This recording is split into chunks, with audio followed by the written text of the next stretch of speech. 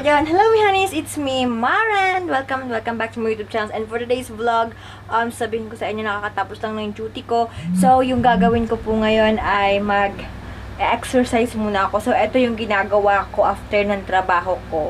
Kaya ako umabot ng 56 kilos. So, ayun. So, ito na. Simulan na tayo, okay?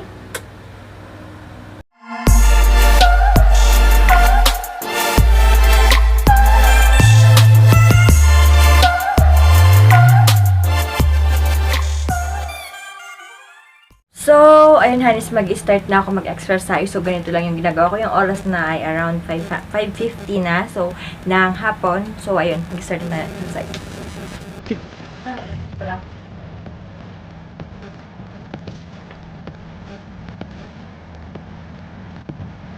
So, bago ako mag-start na mag-exercise, lagi ako nag-warm up. Kasi, baka maano ako eh. Yung bigla yung katawan ko.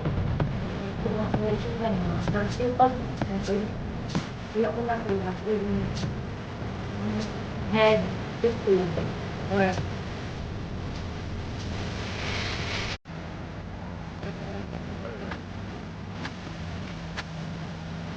bigitin na lang ba kasi lagi naman mag-exercise.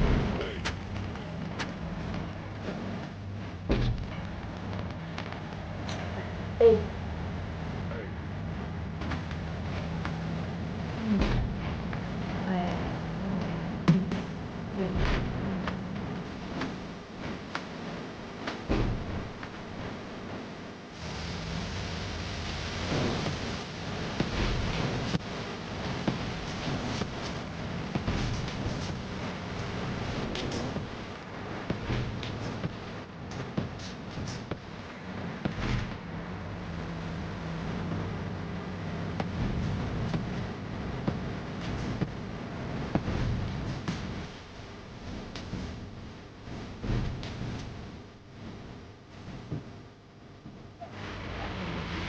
ayun natulog. So, ito naman yung ikot-ikotin natin.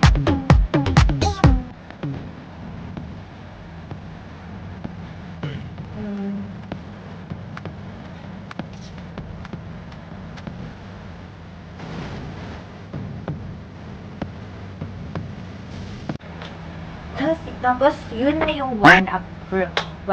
So, mag-start na tayo. Na-exercise na real exercise.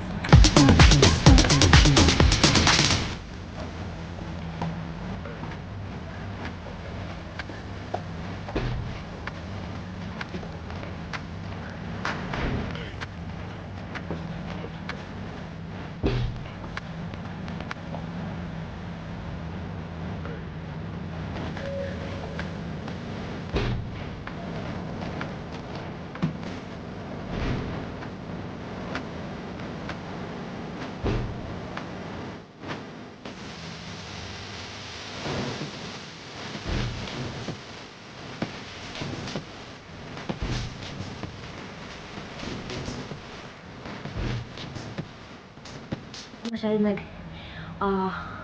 nagaganon kasi masyado pa ano yung katawan ko. Hindi pa malaki pa yung tummy ko. So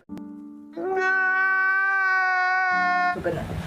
Pero kahit na paano nakapag-bawas-bawas lang.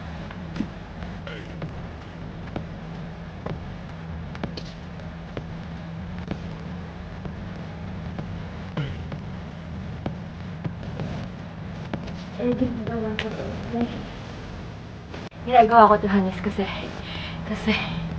hindi ako makapunta ng gym kasi walang kasama.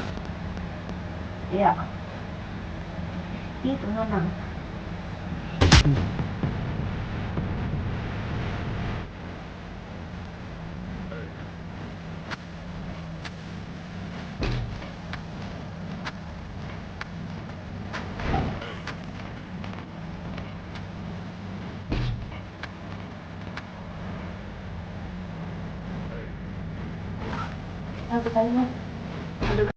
Gusto ko kasi magpalaki ng katawan pero kailangan mo talaga muna mag-reduce. Kailangan mo muna magpapayat.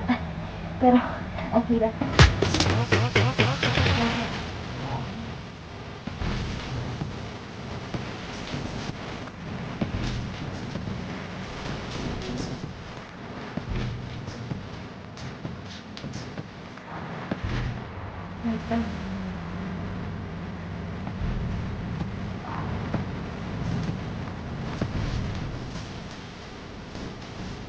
Yun lang yung ginawa ko, pero mapapansin mo, sobrang sweat na agad-agad, 'di ba?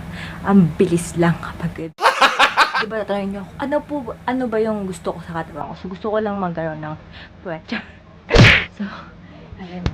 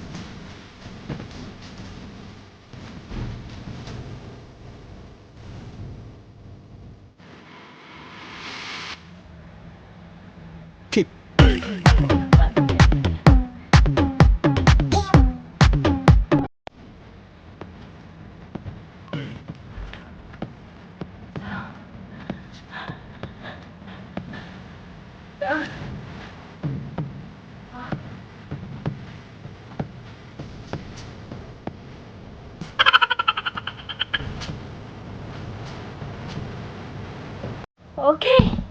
So, that is for my video. So, dito ko natatapusin tong vlog na to, na shinare ko lang sa inyo yung ginagawa ko pagkatapos ng duty ko. Kasi, tinatanong nila kung ano ginagawa ko. So, ayun, pagkatapos ko mag-duty sa trabaho ko, nag-exercise ako kasi mahirap pag pinabayaan mo yung sarili mo. Kasi, syempre, kailangan natin palakasin ang ating immune system. Kasi, yun ang pagod ako. So, yun na yun. Basta, palagi tayong mahugas ng kamay natin kasi mas maraming cases ngayon. So, ayun, hanis, tandaan nyo na kailangan natin na ingatan natin yung sarili natin kasi masisipin natin paano kapag magkaroon tayo ng sakit, isipin lagi natin yung pamilya natin, diba?